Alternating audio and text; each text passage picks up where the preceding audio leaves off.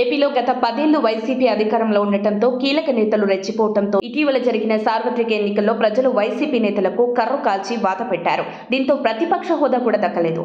ఆంధ్రప్రదేశ్లో ఘోర పరాజయాన్ని చవిచూసిన తర్వాత వైఎస్ఆర్ కాంగ్రెస్ పార్టీ భవితవ్యంపై ఆ పార్టీ నాయకుల్లో గందరగోళం నెలకొంది. 151 స్థానాల నుంచి ఏకంగా 11 స్థానాలకు పడిపోవడం పట్ల సీనియర్ నేతల్లో సైతం అంతర్మథనం మొదలైనట్లు చెబుతున్నారు. ఈ నేపథ్యంలోనే రాజకీయంగా సేఫ్ జోన్ ఎంచుకునే పనిలో పలువురు నాయకులు ఉన్నట్లు ప్రచారం జరుగుతోంది. ఈ క్రమంలోనే ఇప్పటికే కొందరు నేతలు వైసీపీకి గుడ్ బై చెప్పగా ఇప్పుడు తాజాగా అదే బాటలో మరికొందరు పనిచేసేందుకు సిద్ధమవుతున్నట్లు తెలుస్తోంది. ఈ తరహా ఆలోచనలో ఉన్న నేతలను చేర్చుకునేందుకు అధికారంలో ఉన్న బీజేపీ, టీడీపీ పార్టీలు సముఖంగా ఉన్నట్లు తెలుస్తోంది. అయితే అసెంబ్లీలో పూర్తి మెజార్టీతో ఉన్న కూటమి పార్టీకి బిల్లులు ఆమోదింపజేసుకోవడం పెద్దగా కష్టం కాకపోవచ్చు. కానీ శాసన మండలిలో మాత్రం వైఎస్ఆర్ కాంగ్రెస్ పార్టీకి పూర్తి స్థాయిలో బలం ఉంది. ఆ పార్టీకి మెజారిటీ కంటే ఎక్కువ ఎమ్మెల్సీలు ఉండటంతో శాసన మండలిలో కీలక బిల్లుల ఆమోదం ఇబ్బందిగా మారవచ్చు. ఈ నేపథ్యంలోనే టీడీపీ అధినేత చంద్రబాబు వైసీపీకి చెందిన పలువురు ఎమ్మెల్సీలను తమ పార్టీలో చేర్చుకునేందుకు సిద్ధమవుతున్నట్లు తెలుస్తోంది. ఈ సందర్భంలోనే పలువురు ఎమ్మెల్సీలు టీడీపీకి చెందిన మంత్రులతో టచ్లోకి వెళ్లినట్లు వార్తలు కూడా ఎక్కువస్తున్నాయి.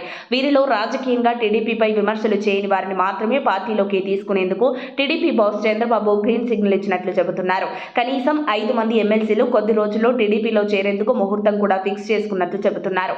అయితే ఎవరెవరు చేరతారన్న దానిపై మాత్రం టీడీపీ బయటపెట్టడం లేదు. చాలా గుట్టుగా సదరు ఎమ్మెల్సీలతో టీడీపీకి చెందిన కీలక నాయకులు చర్చలు జరుపుతున్నారు. అదే సమయంలో బీజేపీ పార్టీ కూడా వైసీపీపై దృష్టి సారించినట్లు చెబుతున్నారు. కేంద్రంలో తక్కువ మెజారిటీతో అధికారంలోకి వచ్చిన మోదీ సర్కార్ రాజ్యసభలో కీలక బిల్లులను ఆమోదించుకోవాలంటే ఏపీలోని వైఎస్ఆర్ కాంగ్రెస్ పార్టీకి ఉన్న 11 మంది రాజ్యసభ ఎంపీలు అవసరం ఏర్పడుతోంది.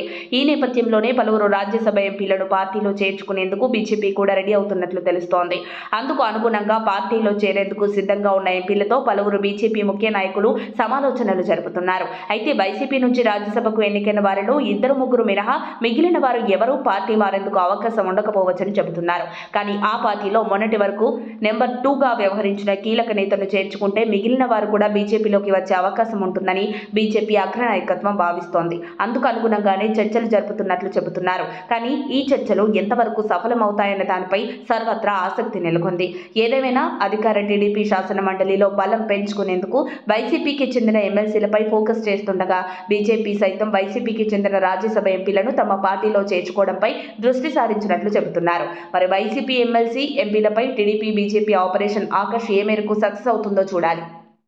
మరిన్ని అప్డేట్స్ కోసం మా కాయ్ టీవీని సబ్స్క్రైబ్ చేసుకోండి. మా వీడియో కనుక మీకు నచ్చినట్లయితే లైక్ చేయండి, షేర్ చేయండి.